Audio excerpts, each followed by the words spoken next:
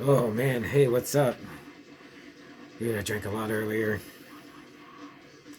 Then I drank a lot of water. I feel better.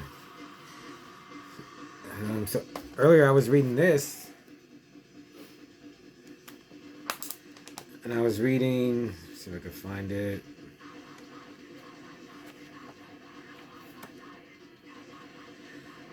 It was a Web of Spider-Man: Spirits of Vengeance crossover. Oh my god, that's just the cover right there. It's pretty good.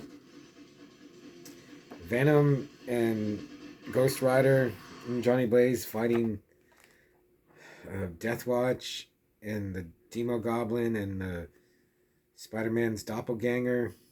It's pretty good. I think I got one more issue to read before I finish it. And then, man, I almost didn't watch a movie today. I was like, I just didn't feel, I didn't know what to watch.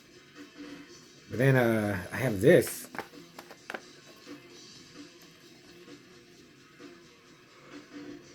Oh, yeah. Yeah. It's a Hammer Films, 20 Hammer movies. Um, a lot of them aren't exactly horror.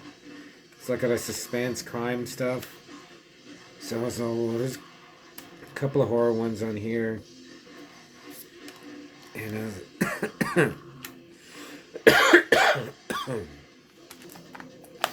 I picked, I just picked randomly the Two Faces of Dr. Jekyll from 1960. And I was like, okay. I mean, there's some. I like the Christopher Lee, like vampire ones. Some of those are really good.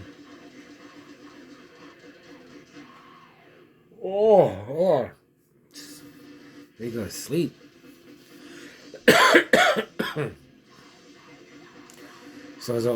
But that cover is, these are the damned, and that looks really cool.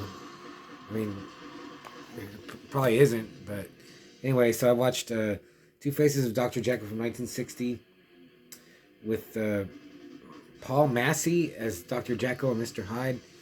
And I was okay, let's see what else. I'll watch 30 minutes of it, and then I'll finish the rest later. And lo and behold, it was really good. I was really surprised that I was able to be like drawn into it. So it's Dr. Jekyll. He's I think it's in like 1870s London, and he's got a wife named Kitty, and he's doing his experiments. He's really kind of a reclusive, like stuck up asshole kind of. But he's trying to divide like the good and evil and man, like trying to split them up. And he's friends with Christopher Lee. Paul Allen is his name. And like Christopher Lee, Paul Allen, he's always borrowing money from Dr. Jekyll. I mean, they've been friends for so long. And Jekyll's wife, played by Dawn Adams, is Kitty. And after watching all the Spanish horror and some Italian, it's like this Dawn Adams, she's pretty cute, but she's nothing like those other like Spanish and Italian girls. I was like, man, she's kind of plain. She looks a lot better when she has her hair down. She's a total bitch because she's cheating on Dr.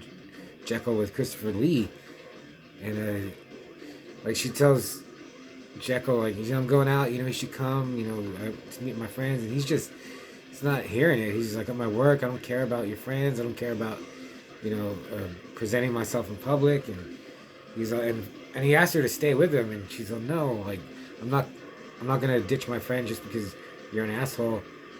But really, she wants to go see Christopher Lee, and so she goes to see him, and that's when it reminded me of The Fly, because that's when he injects himself with the Hyde serum, and I was okay. What's he gonna look like? And I was like, what's the transformation gonna be like compared to like, the Paul Nashy Werewolf transformations, which weren't that great. They were kind of funny. They just avoid all that. Like he injects, and it shows his wife Kitty with Paul Allen at this club called the Sphinx, And I was okay. Is he gonna look like half a werewolf? Like have the bushy eyebrow? Actually, Dr. Jekyll, he has a beard and he already has the bushy eyebrows.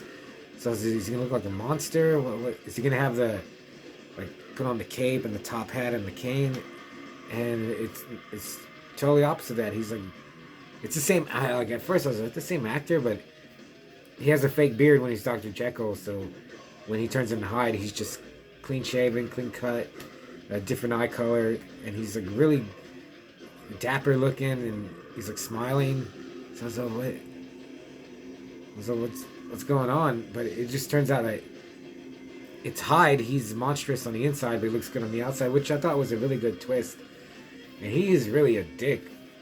Like he goes to the club where his wife and Christopher Lee are at, and he starts dancing with this girl, and then she's like, "What? You just gonna blow me off?" And she like holds on to him, and he hits her elbow, like right here. He hits her really hard.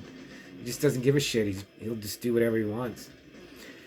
So he sees Christopher Lee with his wife, and I was thinking, is Jekyll gonna remember when like he changes back?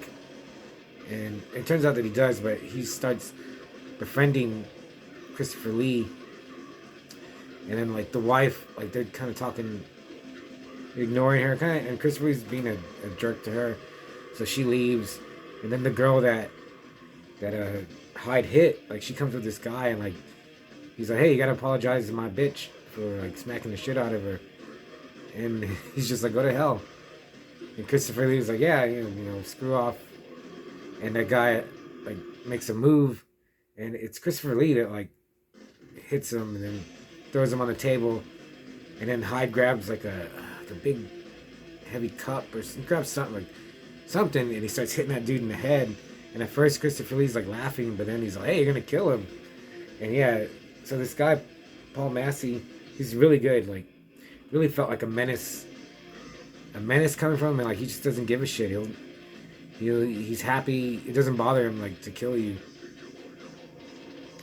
And but he doesn't kill anyone till the very end. But it was still a really good movie. I'm glad I watched it.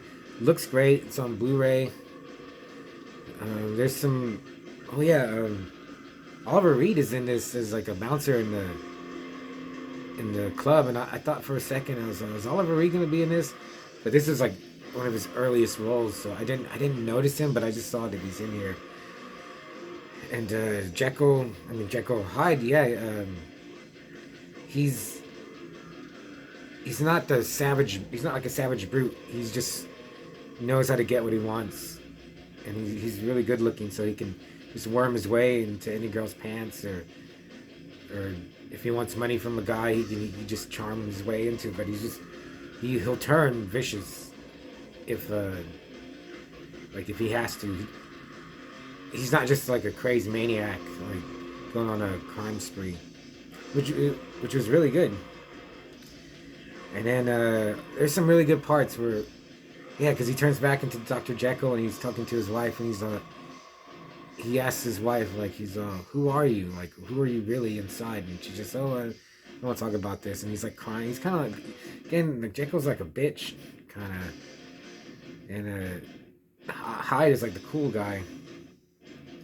So the whole thing is that Hyde is going to frame Jekyll for his crimes, because there's a part where this wino comes up to him, and he's like, "Can you spare some money for a pint, sir?" And he just grabs him and throws him. I thought he was going to kill him, but he didn't kill him. But then when he's Jekyll, like he sees his wife talking to Christopher Lee, and like he works with like mute kids. This little girl comes up to say hi, and he shoves her down. So he's like Jekyll's starting to just be Hyde all, like it's like seeping in. He's not becoming him, but it's seeping in. And then yeah, but still, at the end he does. Oh yeah, there's a part where this movie's from 1960, and there's a part where he assaults his wife and he rips like her bodice off. And I was like, is he gonna rape her? I mean, I was like, if they're not gonna show her, is he gonna kill her? But then they show her. She looked pretty good though. Like he ripped her dress off. She's like in her underwear that still looks like a dress. I was like, man, she looks She almost kind of looked like a superhero, like Scarlet Witch or something. And she has like some marks on her neck. But I was like, what did he do to her? You really, like her face isn't all beaten up. She still has her clothes on, and she passed out or got knocked out. And I was like, are they trying to say that he did just beat her up? Did he rape her? It's really, I mean, I guess they can't. It's just too much to show. But he does kill another girl that he slept with. He chokes her to death. But then his wife, like, she's all messed up, and she's on this balcony, and there's like a glass ceiling, and she jumps. She just lets herself fall, and you see her hit the floor, and that's pretty good. But yeah, there's no graphic gore. I mean, 1960, there's not gonna be. But it's just so different. Like, after watching, like I said, the Paul Naschy werewolf movies, which were, over a decade later, these are so different. Like, in a way better. Oh my god. I need to pee. And the movie looks great. Like, I wish like Night of the Howling Beast and Werewolf vs. Vampire Woman looked this crisp and clear. So yeah, I really wasn't expecting much. Thanks to Video Massacre on Instagram for sending me this. I'm gonna try to watch all these. We got one more day left. I don't know what I'm gonna review, but I would give the Two Faces Dr. Jekyll. I'd give it four Hands of Fate, because I went to my friend's house. I was okay. I watched 30 minutes. Then I was okay. I watched 45, and then I was okay. I gotta leave. And I watched like 50 minutes of it, and I came home and I watched the rest of it. I was pretty buzzed. But I paid attention, and I was pleasantly surprised that Two Faces of Dr. Jekyll is really good. So it gives me hope for the other movies on this. Oh man, so there's a show at that Pink Zeppelin tonight. I want to go. Just need to drink some more water and rest up. But it's pretty soon. I'm not gonna have time to rest. But yeah, I wanted to get one more review in today. I don't know what I'll do tomorrow. Maybe that Return of the Werewolf or something. Or maybe something special. We'll see if I can think of something. So, what else? I think last. Did I write anything about Two Faces? See what kind of image can I leave you with? Man, these Venom collections are really good. I don't know how you feel about Venom or the movies. Oh, that's a good one. Venom will kick Hyde's ass. Oh yeah, that's another thing. I was why is he called Mr. Hyde? And he says, like, I always have to hide. And I was like, is that where it comes from? Like, he has to hide that dark side of his personality. Oh well, that's as good as any explanation you're gonna get. So I'll see ya.